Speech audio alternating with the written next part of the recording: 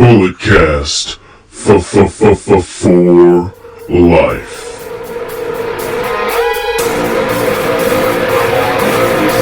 Get on, this is a revolution, this is our time to rise. Hey, what's going on, ladies and gentlemen? The microphone messiah here. You know, I'm not going to do the usual over-the-top intro because you guys have heard that enough, so I think I'd change it up. So, you know, how's it going? But you know, I never do it alone. My tag team partner, Jimmy to my J, Tell to my Arn, Canadian Destroyer, Bulletcast champion, all that good stuff. Brandon Tanguma, BT, how you doing today? It's Thursday. Yeah. Phillip, I'm doing fantastic. 2 great wrestling shows last night. Excited to talk about it. Absolutely, man. I had to catch them this morning because I was unopportune. I couldn't watch yesterday. Yeah, we can say that. There we go. So before we get to, you know, those great matches from last night, we got to talk about last Friday night SmackDown. Not a whole lot to talk about, really. Just the match between Matt Riddle and John Morrison. Riddle, you know, well, I don't know. Was Riddle, was he an amateur wrestler, Brandon? I know you're a big fan. I don't know if he exactly was an amateur wrestler, but he has the UFC background, so that should count for something. Obviously, you do a little bit of amateur wrestling when you're training for MMA. Yes, absolutely. He beat Morrison with a spladle, which that's the general name for it, or if you're in certain circles. I remember my team, we called it a banana split or Saturday night. So I was like, oh, okay, you know. That was dope, but this match was really good, man. It was hard hitting. Morrison, I think this is what Morrison has been missing since he's come back to WWE, like that real, just that great showing of like, look, I was here for this long, and I had these types of matches back then. Here I am, all these years later. I've traveled the world, and I can still put on semi-classics with certain guys. So I think that's what this was. Very good showing by both Riddle and Morrison, and I thought this was fun. Yeah, good match. I've kind of said that I'm not super high on John Morrison. I think he could, you know, he can get elevated. I think this is one of those matches where he kind of rose above his water level, so to speak. Matt Riddle's still out there with the speaking out movement. He released a video yesterday completely denying all the allegations, and he's one of those that's kind of up in the air of exactly what happened and what this is going to mean. But also, on the positive for Matt Riddle, it seems as though Vince McMahon is very high on him, and it seems as though that he kind of sees maybe a little bit of Shawn Michaels in Matt Riddle. And I know Phillip might have a little something to say about that, because we all know he loves his boy Shawn, and if Vince is seeing some Shawn and Riddle, then maybe Phillip is going to, you know, turn the corner on Matt Riddle. No. I've said it time and time again. You look at the locker room, the closest to Shawn is AJ, just how fluid and how smooth he works. But then you also see some Shawn and Adam Cole, who we're going to talk about here in a little bit. You know, an undersized guy, charismatic at all hell, can really work in the ring. He can talk. He can have a manager if he needs one, but he really doesn't because of how well he can speak on the mic. So, you know, those guys, and then, yeah, I mean, there are elements in Shawn and a lot of guys on the roster. I wouldn't go Matt Riddle that quick. I haven't really seen it, but never say never. I've always been a little scared that Vince would see that he's the bro guy. He's the guy who likes to partake in some extracurricular activities. We're going to just play that end of his character up. And yes, he had the bro promo, which might have been a little too much for my liking. But hopefully Vince doesn't get too distracted, and this is his new shiny toy for now, and then in a few weeks he's going to get the Shayna Baszler treatment and just not even be anywhere close to television. But thus far, I am quite delighted on how serious and how, I don't know if I'd say well pushed, but how good of, you know, that they're not messing it up right now. Yeah, I mean, it's very, very early. You know, we'll see. And Shayna Baszler hasn't been seen since like May, right? Yeah, she cut that promo on Becky Lynch's unborn child, and that's about it. And she beat Natalya. Shayna Baszler has been missing for a number of months, ladies and gentlemen. She was last seen in the WWE Performance Center. If you have anything on her whereabouts, please contact your local authorities. Yeah, so we're going to move on to outside of the ring. This is really ironic. So I saw this after we recorded last week. Kane is against wearing masks in public. I think the Knox County board or whatever, they all voted or something, and it was like 7-1 or 8-1. 7 or 8 who were for wearing a mask and one that's against it, and it was Kane. It's ironic because the guy wore a mask the majority of his career. He wore a mask his entire career, so now, by God, he's tired. He's never wearing a mask again. It all makes sense, ladies and gentlemen. It all makes sense. Don't be a Kane, wear a mask. Don't be a Loki.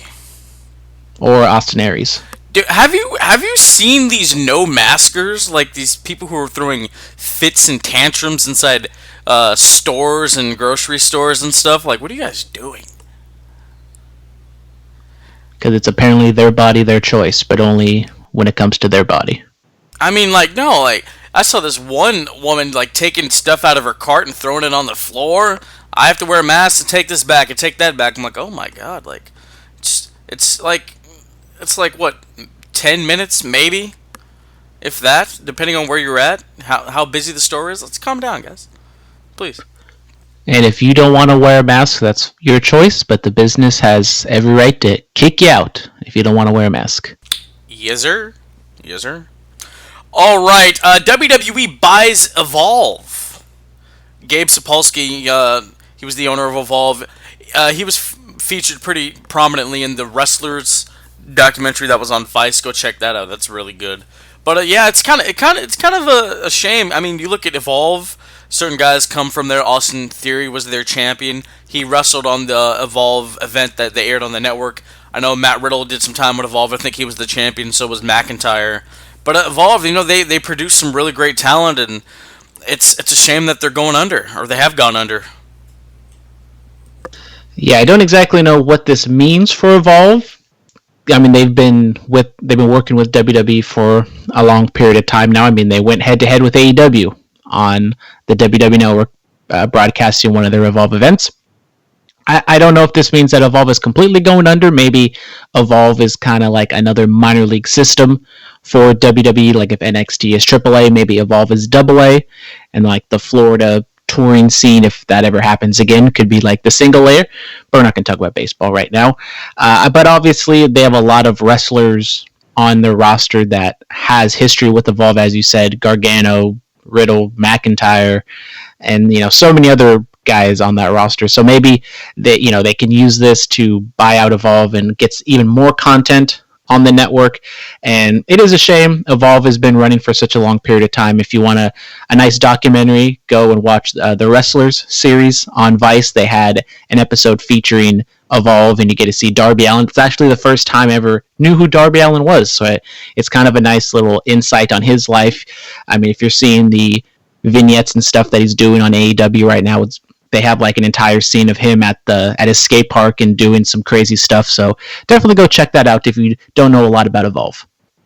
Absolutely. It's a shame though. A lot of great talent has come from there, and I don't know. They could be like like a Deep South or an OVW. You could do that. I guess you could do that, and then I don't know. But then that kind of defeats the purpose of the Performance Center. And it also kind of takes the shine off of being Evolve and being that independent company. And Evolve is, I mean, if you want to consider ROH an independent, they're probably one of the biggest ones out there. And when you're backed behind WWE, you're not going to get kind of that same feeling and same intensity with the crowd. That's true. That's very true. I don't know what's going to happen to the Evolve. I think the Evolve brand may stay alive. I don't know. SummerSlam in the Performance Center.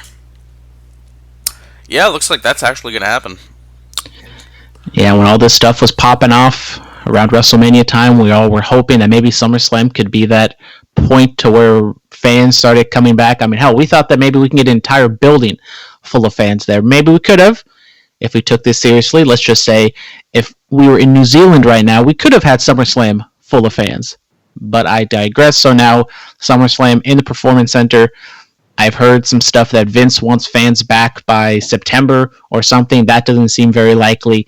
And now, even what I said a few months ago was like the Royal Rumble. That seems like a cool, fun time that we can get fans back, and now that seems like unlikely to happen. Yeah, look, here's what I think they could do. I heard this on Rosenberg's podcast. He said SummerSlam semicolon Bash at the Beach, but I'm like, that's interesting, but Bash at the Beach, like AEW just did that. So, but then again, like LLCs, trademarks, copyrights. I don't know the deal with all of that stuff. So, I mean, I think they could do something a la Bash at the Beach style, where they change location, all right, and then you could have actual fans to a degree, kind of like what these drive-in wrestling shows that we've been seeing with like GCW. You could do something like that. It's more spaced out, and all that's not everybody's crowded up at once, and you'll have like genuine actual crowd noise. That's a possibility, but if they're actually going to do that, who knows?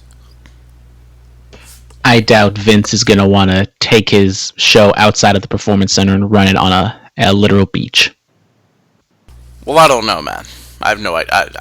I'm trying to spice things up. It would be kind of a cool aesthetic, maybe not now, but in the future, to get some beach wrestling once again. Absolutely. Oh, SummerSlam. Rey Mysterio working with WWE. Oh, he's working without a WWE contract. Yeah, that's So we can just drop this whole thing and go to AEW. I mean, he could, but I don't think that's what's going to happen. Rey Mysterio, I don't know exactly how long he's been without this contract, but obviously he's in a pretty prominent storyline, maybe the most prominent storyline on Raw for the past month and a half, and it seems as though he's not working. He doesn't have a contract, kind of on a handshake, date-by-date agreement. Rey Mysterio and WWE have always kind of been on good terms. Even when he left the company a few years back, it wasn't anything, nasty. So I think Rey Mysterio has respect for Vince and WWE and the other way around.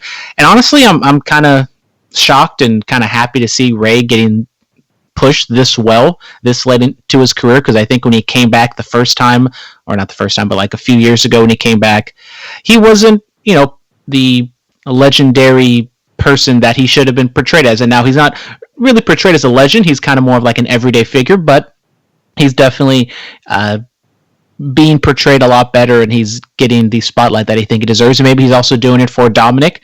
Who knows what Dominic's career in wrestling will be, if he wants to wrestle at the Performance Center and be an NXT wrestler. If he wants to go in the Indies and wrestle with his dad, he can do that too. Absolutely. All that is possible. As I finish some Gatorade. Yeah. I mean, when Ray did come back a few years ago, you look at it and you're just like, oh yeah, it was Rey Mysterio. I remember him. He used to do all this great stuff. But I think now he's really in that kind of legend role, we could say. So, I mean, with that being said, after this, maybe Randy could go over to Ray when he's done with the Big Show. I think that'd be interesting. I mean, people forget that Ray was in the main event of All Out, and yet you think maybe he would have been blacklisted for that, but he's in the main events of Raw seemingly every single week now. Yeah, well, I don't think he was blacklisted because he came back to the company and Jericho went off and joined the new company.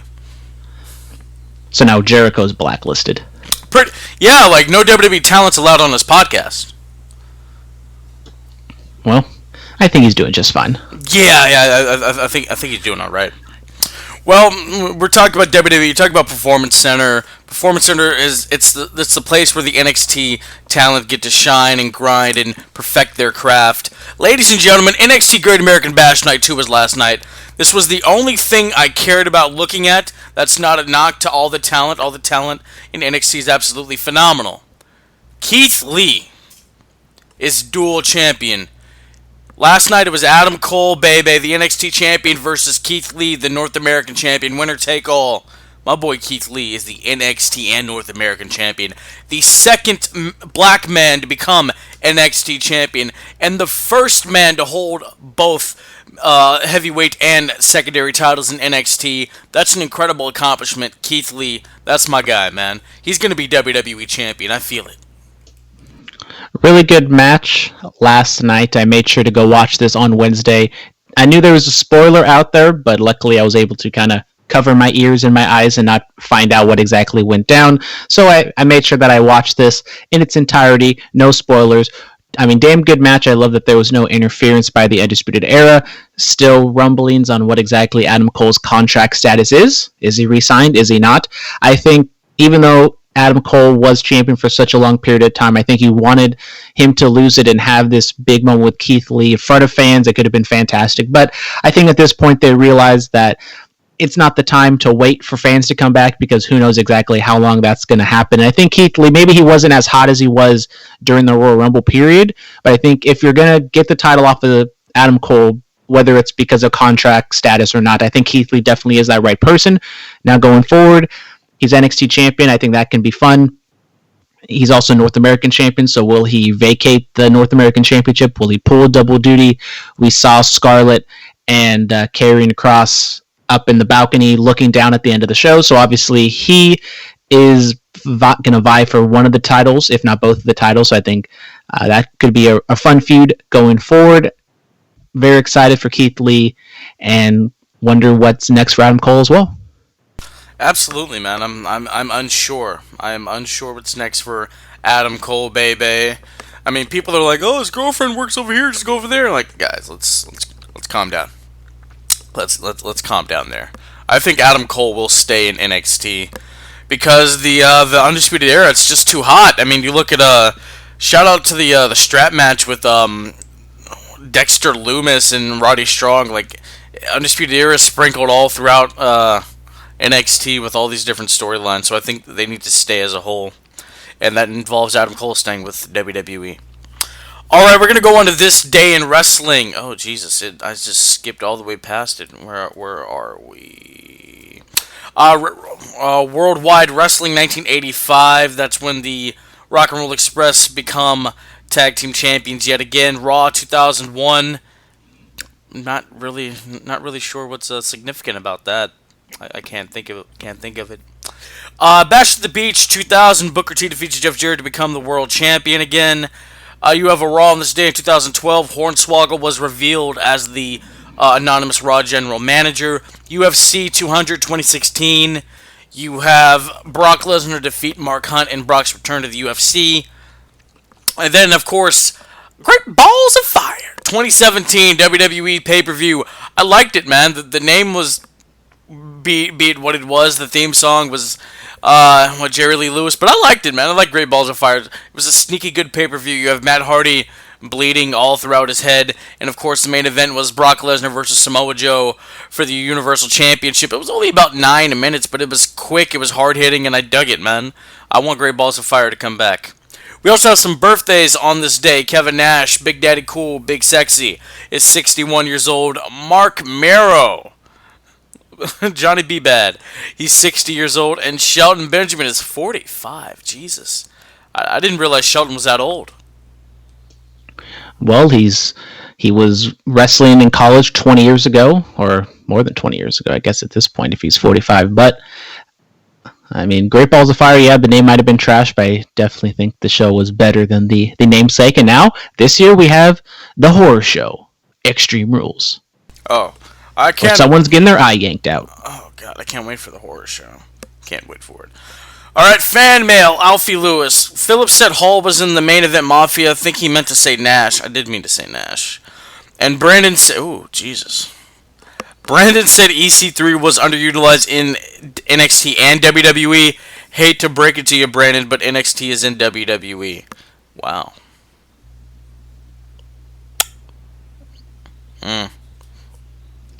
Technically, when I mean WWE, we mean Raw and SmackDown. Come on, Phillip, you know what I'm talking about. Hey. I know. I understand. I understand. Dan. Oh, Jesus. Who had the worst run after being called up to the main roster? Neville, Bobby Roode, Shayna Baszler, The Ascension, American Alpha, EC3, Samoa Joe, Bo Dallas, or Ricochet. I'd say The Ascension, because they're no longer with the... I mean, EC3 is no longer with the company. Neither is Neville, but I'd say The Ascension had the worst call-up. Could you read them off one by one, Phillip? Neville. The Ascent. I think he was good. I mean, I think Neville. He might be a little undersized. He could have been used a lot better. Yes, he might have. I think Neville probably was the one that was underutilized the most. Okay. Just keep rattling them off, Phillip. Okay. Bobby Roode. I said wasn't really the biggest fan of Bobby Roode, but I think they could have done a little bit more with him. Shayna Baszler. Jury's still out. We don't know. I mean, she's only been on the roster for a few months at this point. I think if they don't do anything else with her, I think then Shayna Baszler is by far the most underutilized because she could have and probably should have beat Becky Lynch. Now hindsight being 2020, she should have. And it's very infuriating that they're not doing anything with her, especially now with Asuka being champion, Charlotte Flair out. You could have had a badass heel in Shayna do something with Asuka. EC3. Well, we talked about it last week when he was called up to WWE, not NXT. I mean, he's all right. I think he could have been. He really didn't do anything, so it's kind of hard to, really say what he did when he didn't do anything except for hold the red cup. He beat Dean Ambrose. And then the fans started revolting because they realized what they were doing, and then they didn't do anything with EC3 after that. Yes, exactly. I think he beat him like twice. American Alpha. It's kind of hard for me to remember exactly what American Alpha did. They got kind of an initial push starting off, but they won the tag titles. They did win the tag titles. They could have been used a lot more than we had the whole Jason Jordan, Kurt Angle storyline, which maybe Chad Gable probably would have been maybe the better choice. I mean, I don't know. I think Chad Gable kind of in a bubble is underutilized right now. I think, yes, he's short, but I just don't feel as though that should be his entire character. The Ascension. It's the Ascension. Yes, yeah. Bo Dallas. I mean, I think Bo Dallas was maybe not overpushed in NXT, but I think he definitely reached the heights that I think he definitely maxed out what he could be. I never really saw that much in Bo Dallas, but I think he kind of found his niche as a comedy character, and that's perfectly fine. Look, man, you gotta watch that NXT run, that initial run from like 2013, 12, 14, whatever it was, man. Like Bray Wyatt said it best. Like he's kind of like Wyndham, and he's kind of like Randy, that young upstart kid who has all this talent in the world. But the thing about, I mean, people know like how talented Barry Windham was, and we all know how talented Randy was and still is. Bo's never really had that chance to shine on the main roster, like with that kind of talent. I mean, he's still with the company. Wait, right? He's still with the company, right? Or did he get let go? I can't remember. I think he's still with the company. I can't remember if he got. I'm gonna do a quick Google search. Yeah. I can't remember if he got let go or not. There's so many names. But if he is still with the company, I say let's build him up very nicely so we can put him on. I don't know. Put him on SmackDown. Build him up. He could be a nice challenger to AJ Styles in the Intercontinental Championship. And if he's not with the company, Brandon, is he with the company? Apparently, he is on SmackDown. Oh, okay. Well, he's already on SmackDown. There you go. Other two on this list: Samoa Joe. Samoa Joe, injury riddled. They kind of get start push. I think if he is, I don't know if he's done in ring wise, but I think he's a pretty good commentator. I think if he wants to continue on that path, more power to him. Last up, Ricochet. Now, Ricochet, he's kind of in that same boat as Neville, to where he's just so talented, and I thought they were doing something with him during the Royal Rumble. I mean, he was practically the reason why Brock Lesnar got eliminated, and they never really focused on that part of things. I know there's a 365 out on the network. I haven't watched it yet, but just kind of thinking it is kind of sad that he was, not doing anything. Then he starts to get a push, and then now he's not doing anything once again. I think Ricochet, out of all the people, I would say to get the hell out of WWE, Shayna Baszler might be one just because she's older, and Ricochet is probably two. Okay. All right. Who do you 420? Who do you? Keith Lee. Bask in his glory, gentlemen. Incredibly happy for that mate. He deserves it. Yes, absolutely. Keith Lee, a hell of a job beating Adam Cole for the NXT title. Jack of all trades. Love that the FTW Championship is back, and Jericho and Cassidy was fun. Very fun to watch. Good job by both men. Yeah, I mean, we're gonna talk about all that once we get to AEW Fyter Fest Night 2, but we do have some more fan mail. And Brightest Day X is in the building. And Brandon, what do you think? What do you think he had to say? He's going to talk about how much he loves us. Probably. All right. If you said you didn't have a tear in your eye watching Drew and Heath paying homage to 3MB, then you're lying out of your ass. That was a fun moment. Happy that the FTW title is back. I just wish that it was the original version with the orange strap and the FTW stickers on it. Yeah, I mean, it's okay. You know, it's nice that they're tying in that history. What's next for Adam Cole, baby? A call up? The rest of the era turning on him? Ooh, that's interesting. What do you think about that? The rest of the Undisputed Era turning on Adam Cole. I think that definitely is a possibility if Adam Cole resigns and he is free to do, and he is with WWE or NXT. I think a babyface turn in Adam Cole's future is definitely imminent.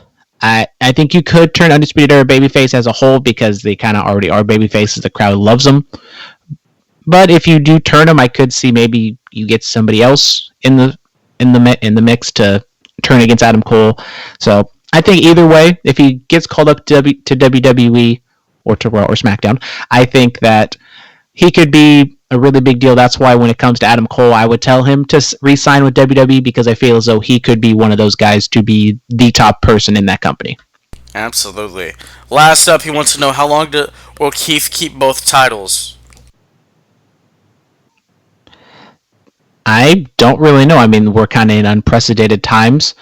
And the men's division in NXT isn't like super deep. You have Johnny Gargano. They could go back to that, but they just finished that program. I mean, as I said, you have Karrion Kross doing something. So is it both or one of those titles? That could be something.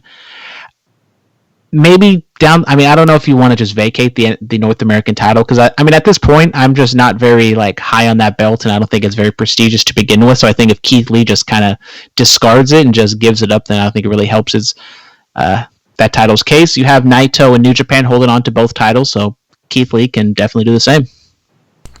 All right. As I look at the photo of Triple H pointing at double champ Keith Lee. What's Keith Lee's 2 title name? I have no idea. Oh, okay. I thought you were going to say something. Raw recap. So, Dolph Ziggler and Drew McIntyre cutting a promo against each other, and Heath Slater, the one-man band, makes a return to WWE on Monday Night Raw. Cuts a very passionate promo, talking about how, you know, when you were fired, I gave you a call. When I didn't hear anything from you. And he talks about his kids, not the 20 that we think he has at home, but the 2 little girls. The 2 real little girls he has at home. And so, all in all, this leads to a match between the two. And Drew McIntyre defeats Heath Slater. And at the end of it, you know, they hug, they throw up the 3 for 3MB, and that's it. So, overall, I think everyone played their roles pretty good. Shout out Heath Slater, looking mad thick during this quarantine. I mean, I think everyone played their part well. I think they all did good jobs. But the one thing I didn't like is Slater saying that McIntyre didn't call him or didn't talk to him after he won the title or after he got fired. And then McIntyre never had a rebuttal for that. I think that's like the one thing that kind of sticks out, that like your babyface should always have like a reasoning for what he did. Like maybe he forgot, or I mean, that's kind of a crappy answer, but like he called him, but just Slater changed his number or did something. Like, I don't know exactly what you could think of. That's why there's smarter people than me out there. But that's the one part I didn't like about it. And then, you know, McIntyre ended up beating him quick and then saving Slater at the end. It was all fine and dandy. Yeah. I mean, McIntyre was too busy being the champ. Yeah, but we're all on lockdown. He could at least shot him a DM or a phone call or something. Well, he has a wife at home and all this other stuff, man. So life gets away from you, even in quarantine. He could have said his phone got stolen or something. I don't know. Oh, okay. Well, I don't know. He was hacked. Yes. That's always the go-to. Hacked. All right, ladies and gentlemen, there is a new United States Championship. Rumblings have been going on for a very long time. The 17-year-old design is no more. Brandon, what are your thoughts on the new United States Championship? Once again, similar to the IC title, I think that I like the design. It's okay, but I'm a little fond of the US title. It's the last title of my childhood. I'm getting old, Phillip. And I mean, I don't think it's, in that top tier like with those WCW US title designs, but it's fine. It's kind of just the wave WWE is on. They're always changing titles. It seems as though that maybe even we're going to get a redesigned tag titles, and it's all just kind of for merchandising and stuff. So I understand it. The title itself, it's cool. I kind of wish there might have been a little bit more color, like a little more red, white, and blue maybe on the side plates. But overall, it's all right. Maybe like a 6. Really, I think this title was just redesigned so they could put side plates on it for like everybody. I guess that's the new thing. Look, man, I mean, I like this more than the Intercontinental title, don't get me wrong. But, I mean, there's nothing wrong with the United States Championship. Nothing. Absolutely nothing. I don't know why we had to change it. I really don't. I mean, you look at the greats that have held that design. Like an MVP or an Eddie Guerrero, a John Cena, a Randy Orton. That design. I was fine with it. I really was. So with the US title, I'm kind of flip-flopped on the IC title. Because like I said, I like the design of the IC title. I think I like it more than the US title. But I just felt as though, especially since that is a WWE title, that should be, hold the lineage and have the same title that Mr. Perfect and Bret Hart and Shawn Michaels and all the other, Pat Patterson and all those other guys were holding. And now it's like, okay, we're changing it up. And it's a fine design, as I said. I mean, if this was like some independent title or an AEW title, I would really like it. But then on the United States Championship front, not a big fan of the title, but it doesn't have the lineage like, John Cena, Eddie, Big Show, Randy, and all those other guys held it and stuff, but I just don't feel as though it has that same lineage because it is a WCW NWA title, and if you want to change it up, I'm okay with it. No, I mean, but still, like, like Harley, the first champion, and then you have guys like Bill Goldberg, you have Ric Flair, the most U.S. title runs in the history of the title, WCW, NWA, WWE, whatever, at 6. You have all these guys that have held that title. I don't know, man. I don't know. I'm a stickler for a good looking belt. I'd much rather them go back in time and get like a WCW type of design, but I know that's not what they'd want to do. They wouldn't. They'd just throw the old WCW United States title out there and put like the WWE logo. They could have done that. I would have been fine with that. Conrad Thompson posted a photo of a U.S. title that I think is quite nice. Is it on his the Twitterverse? It's on the Twitter. It's on the Twitter. I will tell us what happened on the KO show while I look this up, Brandon. Well, on the KO show, we get Seth Rollins on the Kevin Owens show, so we get a nice little reunion of Kevin Owens and Seth Rollins after their match at WrestleMania. Now, Kevin Owens hasn't really been doing a whole lot. He has a fractured ankle, as he said, kind of in quarantine as well. Go a little bit of back and forth. They kind of acknowledge the elephant in the room about them not liking each other, even though they're in the ring together. And then we get some, back and forth between the two, and then we get Rey Mysterio coming out, and then we say pretty much this. I mean, they're having the same stipulation as McIntyre, to where someone gets to choose a stip, and then this leads into Mysterio and Owens, because Aleister Black was supposed to be Mysterio's tag team partner, but then Black just magically got beaten down. And then we go into the tag match, and then magically at the end of the match, Aleister Black is fine and able to interfere in the match. Really? Yeah. Oh, yeah, this is the WCW United States Championship. There you go. Yeah, well, they could have just stuck the WWE logo right on top, and boom. I think everybody would have been happy with this.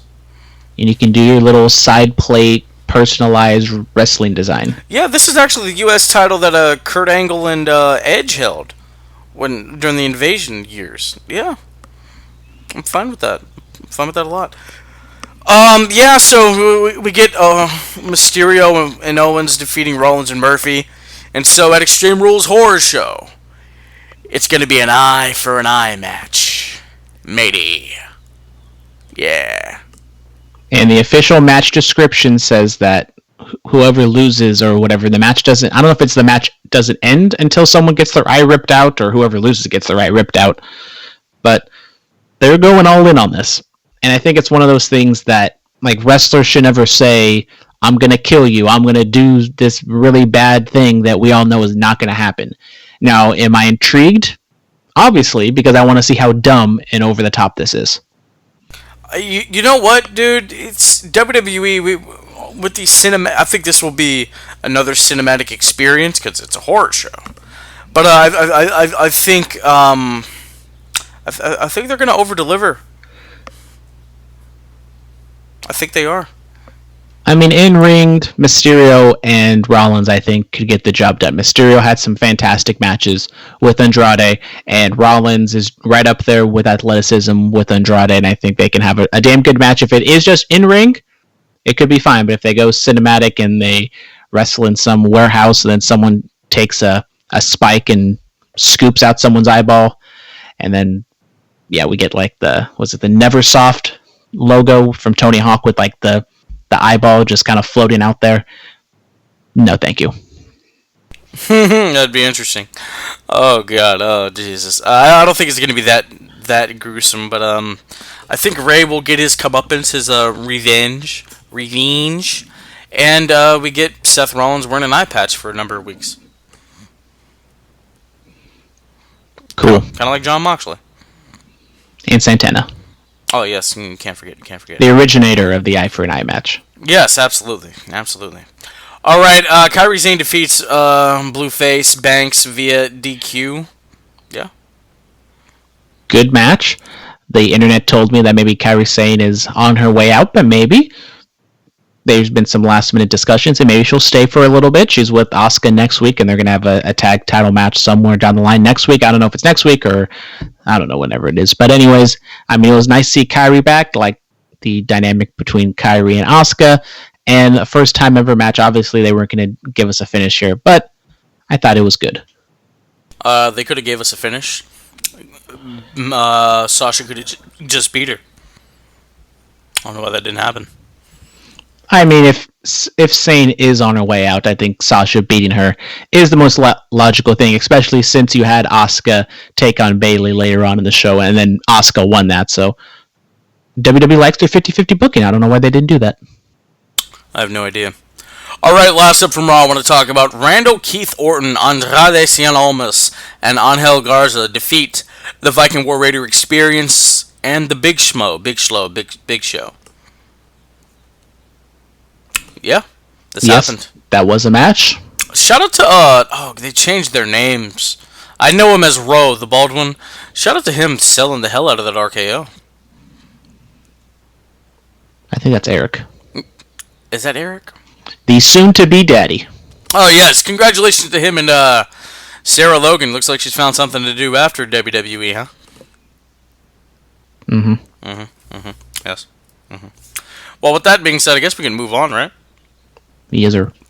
All right, AEW Dynamite Fyter Fest. So here's what happens: Private Party versus Omega and Hangman Page for the tag titles. Omega and Hangman, they get the win. Good match, as you would expect. I think maybe having Santana and Ortiz in this spot, the match could have been better, but they're definitely doing something with Matt Hardy and Private Party.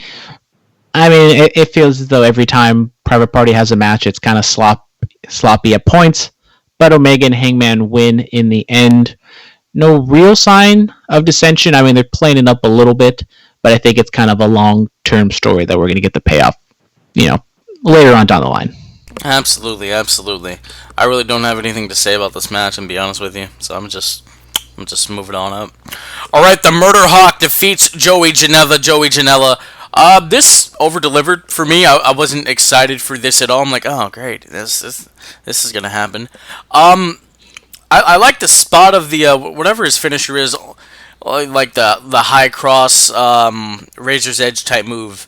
throws him over his head. I like that spot onto the table.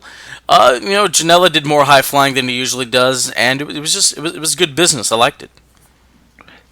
I did think that this match over-delivered. Now, I feel as though maybe the match went a little bit too long. I don't know if you want Janela hanging in that long with the Murder Hawk. I'm completely blanking on his name. What's his name? Lance Archer. There we go. I have a sticker of him, not like a personal sticker, but like I have a sticker that I got from. I should know his name, but anyways, I felt as though if you were trying to build him up after the loss to Cody, then maybe having him go, 12 minutes with Janela maybe isn't the best thing for him, but they are doing something with Janela and Sonny Kiss, which Sonny Kiss will be facing Cody for the TNT title next week, so that will be an interesting match, to say the least. And, yes, Phillip? Yeah, sorry, babe! But this was the very rare case of two gentlemen wrestling each other because they both need to be built up. I mean, Janela has this new storyline where he's going to be teaming and partnering with Sonny Kiss, and then Lance Archer, he's been kind of out of his mind since he lost at Double or Nothing to Cody, so this was a very rare scenario where both men needed to be built up, and obviously the bigger man got built up better. We're going to talk more about it with Jericho and Cassidy, but I do feel as though Janela did gain something, because Janela, for the most part, has just kind of been there, and he's kind of had, he's had that match with Moxley where he did gain something from it, but after that, he didn't really do a whole lot. So I do agree that Janela's stock maybe rose a little bit after this match. Absolutely. All right, next up, Brian Cage is presented with the FTW Championship. Taz is just great on the mic. He's really doing a great job. He says, Mox, while you're hiding at home, tonight was supposed to be the championship coronation for Brian Cage, and it still will be. Then he pulls the FTW title out of the bag and says next week it's champion versus champion. What are your thoughts on that? Promo, everything, I liked. I thought it was good. The one thing is the FTW title, they didn't kind of explain it at all. I felt as though they just took for granted how much people actually know. As someone who knows a little bit about ECW, I knew when I saw Taz holding, that bag or whatever, I kind of thought that that's what it was, the FTW title. But to be honest, I don't know the whole lineage and everything surrounding it. I'm pretty sure there's a lot of people out there. I mean, AEW has a good core demographic of 18 to 35, which is where we fall in, and we were kind of too young to watch ECW. Maybe a lot of these people don't really know the history of ECW, and I felt as though they just kind of took for granted, what the audience knew about this title. And it is a heel. It's just kind of a heel getting a fake title. So, I mean, I think that kind of worked in their favor as well. But I don't know exactly what they were going for, if they were trying to, make the FTW title kind of prestigious. I think you can kind of play off the BMF title in UFC, which is kind of, obviously, it's along the same lines of kind of a fake title with... the BMF title is absolutely ridiculous. It could be along the same lines of... Shout out Brian Zane, friend of the podcast, giving another friend of the podcast, Levi Shapiro, the Wrestling with Regret Championship. Jorge Masvidal, the BMF champion, is going to fight this weekend and get a real title. Oh, so he hasn't defended that since, right? No. Oh, of course not, because it's not real. Doesn't make any sense. But yeah, man, it could be along those same lines. I think they were relying on, the wrestling smart. Not everybody's a historian like TK or Baby Huey Brothers Tommy. Shout out Tommy. Not everybody has this being able to know these different eras and time of the business. So maybe they'll throw a video package on Fight for the Fallen next week in between matches. It'd be the FTW title, this is what it represents, yada yada yada. So I don't know, we'll see. But then if Brian Cage does end up losing, what really happens after that? Okay, he lost the world title, but he's still holding this title, and then the first time he really has it, he loses. So they just kind of takes the steam off of the FTW title as well. Unless if he goes over the top and gets DQ'd because he destroys Moxley too much. Yeah, I think we could do that. I think that's probably the best option, best way to stay face. Plus, that doesn't really happen in AEW, so It'll be the first time, and we won't be like, oh, again, so I think that's okay. Do you have anything else about Brian Cage and the FTW title? Hopefully the match goes through next week, and I'm excited to see what they do. If it doesn't happen, then Brian Cage can just defend the FTW title. There you go. Absolutely. All right, the Lucha Bros, Zero Miedo, they, along with the Butcher and the Blade, no bunny, defeat the Young Bucks and FTR for the Revolution, Fear the Revival, Revolt, whatever that stands for, So, I was actually shocked that the Lucha Bros and the Butcher and the Blade went over, I'm not going to lie.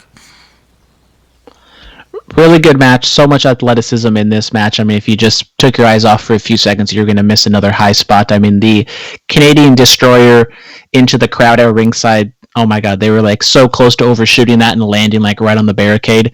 Thank God nobody died during this match, but fantastic athleticism. Maybe a little bit too much craziness for my liking. I think it was a little with 8 people in the ring, and the Lucha Bros kind of already have the thing where they don't really tag in and out, and they have the Lucha background, so it kind of gets confusing on who's exactly the legal man. But overall, I liked it. They're telling the story with the Young Bucks and FTR. They were getting along for the longest time, and then obviously at the end, some debauchery goes down, which ends up costing the match, and Lucha Bros get the win in the end, which I think was the right move. I think since Pentagon's been out for so long, and even Phoenix has been out for so long, that we kind of forget that they're even on the roster. Give them a win. Maybe they can go up against Kenny and Hangman for the titles later on down the road.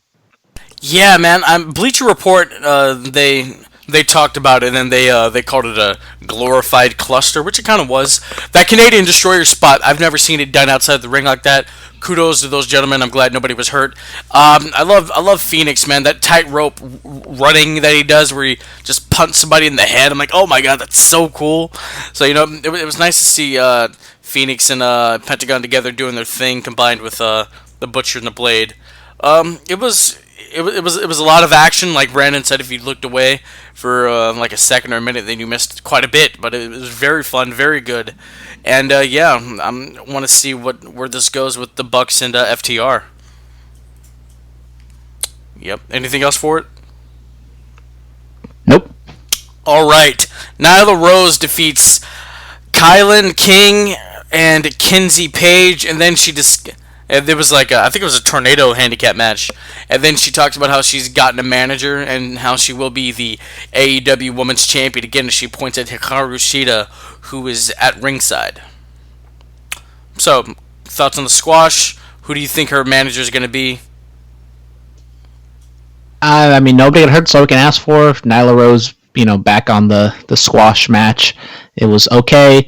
And her manager, I don't exactly know who it could be. I don't think she's going to join Tully or, any of the existing managers. Maybe she could join with Jake Roberts, which I think she named... I don't know if she name dropped Jake, so maybe that's someone that she could align with. But I think a good one could possibly be that you get a woman manager, which I don't know exactly how many there are out there to sign, but I think that could be a good, mix and to differentiate from the other male managers that are on the roster. Bro, if they could pull out... No, they can't do that. They travel restrict. No, they can't do that. Oh yeah, getting a female manager, I think that'd be very nice. Somebody to be her... She doesn't need a China, so like a Sherry or something like that. I think that'd be very good. Yeah. I would love if they somehow got Bull Nakano. I think that'd be very interesting. The lineage there between two Joshi badasses and Nakano and Shida, I think that'd be interesting. But travel restrictions, I don't think you can make that happen. I did kind of think maybe Awesome Kong, but Kong is kind of so much bigger than Nyla that maybe that kind of offsets it. Maybe you want as you kind of said, maybe like a little smaller manager just to kind of make Nyla seem bigger. But that was just kind of something that came to mind. Yes, absolutely. Oh Jesus, Stephanie McMahon's grandmother has passed away. R.I.P. Thoughts and condolences going out to the McMahon family. So does that mean that's Linda's mom? I think it is Linda's mom. And go check out what I put on the Bulletcast Instagram. I think that's gonna get a lot of people upset. But I can't wait to see who Nyla gets as her manager. All right, we're gonna move on. The Dark Order defeats SCU, Frankie Kazarian, Christopher Daniels, and Scorpio Sky. We see a little video package beforehand with Colt Cabana and the bruised abdomen that he has and the ribs. But what were your thoughts on the match? The match was fine. I mean, I didn't have too many high hopes. They're continuing the story with Colt Cabana, benefiting from the Dark Order, even though maybe he doesn't want to go down that dark route, but he does enjoy getting the wins. So maybe we get Dark Colt. Joining a cult. Oh, God. No. Colt. Oh. Colt. Yeah, we can do something. I don't know how I feel about it. All right, it was the main event. Le Champion Chris Jericho defeats Blood Orange Cassidy. Jericho, he took to Twitter and said this is probably one of the best matches he's had in his 30 years. This was fun. I did enjoy this. Jericho moving around a little bit more. It was kind of a faster pace. Of course, Cassidy did do his whole hands and pockets gimmick and the sloth thing, but all in all, I had fun watching this, man. I really did. I very much enjoyed this match. I thought maybe this was the best match of the two shows. I thought if this was in front of a crowd, this would have just been bananas. I thought that Cassidy, from the jump, really actually trying and wrestling, and then taking the heat for a substantial amount of time in the middle, and then we get Best Friends coming out to offset Santana and Ortiz, and then they go back and forth. Now, the finish, I would have been fine with the bat finish and, kind of giving a reason for Orange Cassidy to lose there.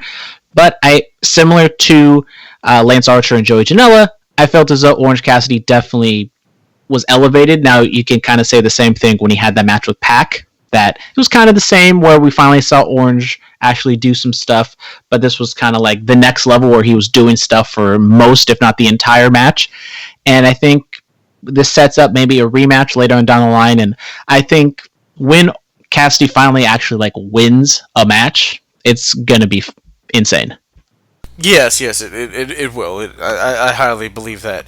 Did you see the homie Will Hobbs on Dark?